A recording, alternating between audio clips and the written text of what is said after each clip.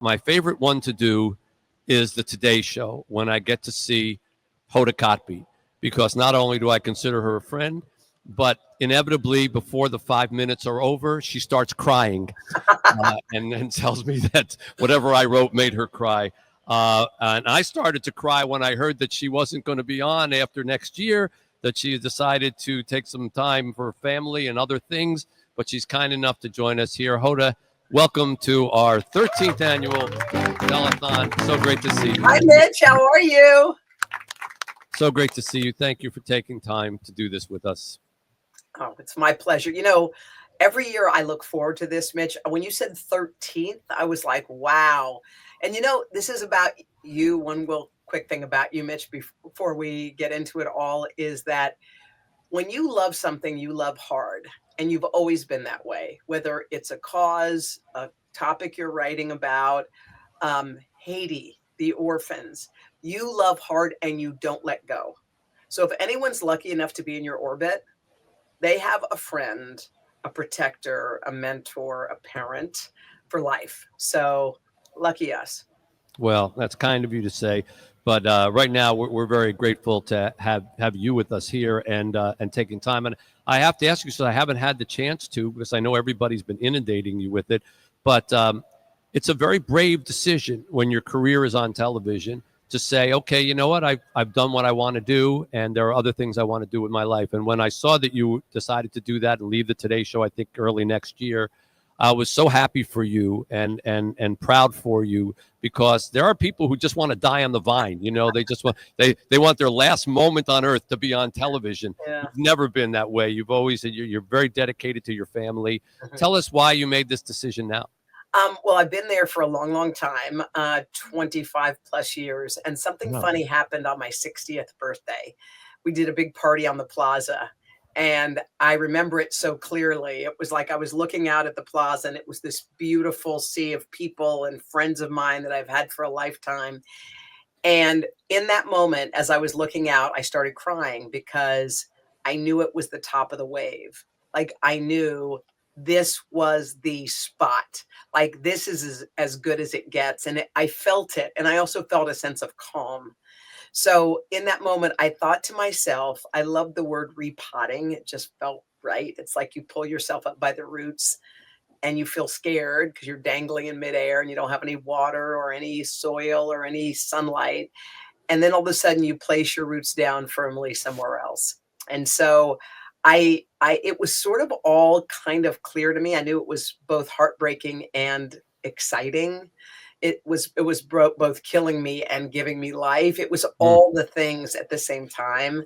And when I made the choice, when I said it, I think I'd said it quietly to myself, but I spoke it out loud after that day.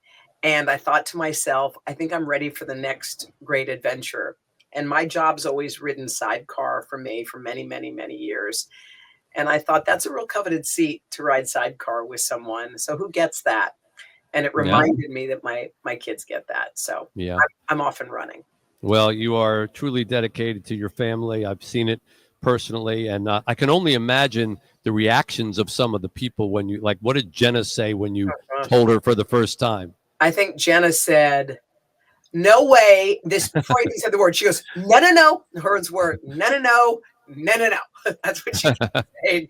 And she kept going, a week or so after it, she kept going, are we sure? And then now we kind of laugh about it for both of us. Like, we're both going through the stages of grief, and she laughed. And, but at the end of the day, I think it was surprising to Jenna too. And I being kind of surprised myself, but I think I also realized that when you know, you know. When I told Savannah, it's funny because she said, I want to say something, and I think this is okay to say. She goes, you got balls. And I go, what? She goes, you got moxie. She goes, there'll be time for us to, mourn the show, and I'll mourn myself, but not today. She said, today is about celebrating something Yeah. that is pretty cool. So anyway. Well, you do. I don't want to say you got balls, but you got moxie. I don't want to be the one who says that to Hoda Kotb, but Savannah could say it. But it is moxie, and I salute you for it. And I know whatever it is you're going to do, it's going to be fantastic and rewarding. And I only hope it includes that trip to our orphanage in Haiti that we keep talking about, although it gets harder and harder to imagine with all the terrible things that have gone on down there. And it's just, it's awful.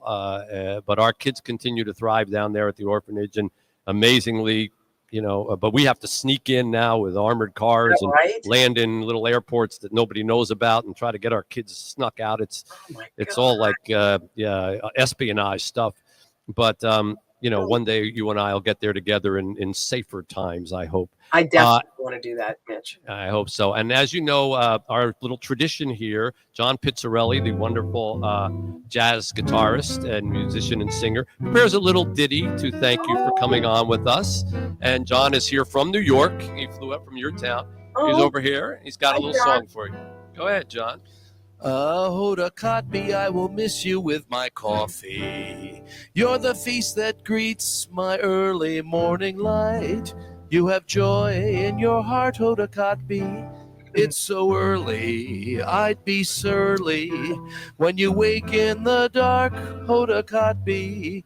Please know you always make our dreary mornings bright, Hoda Kotb. Hoda Kotb. Oh, wow. That was beautiful. That was absolutely beautiful. Thank you so much. Wow. Wow. You don't get that everywhere. You don't get that on every telethon, do you? That's top drawer right there. How's the money raising going? How's the fundraising going? We're good. We're hanging on to our pace of last year. We got a long way to go because we had a great year last year, but we're hoping. People are really generous. Okay. I'd like to, I always like to chip in too. So I'd like to chip in, if it would be okay with you guys, for 15,000. Oh, well, that's fantastic. Yes, that's okay with us. That's all right. Guys, Thank you. Thank you. That's very, very kind of you. Thank you so much. We really appreciate it, Hoda. I look for it personally. Send me your new number, okay? Because whatever I've been sending to has not been getting through. Okay. You got it. I'll all send right. you my new one. But it's great to see you again. God bless you. Love you too. Hoda Kotb, everybody.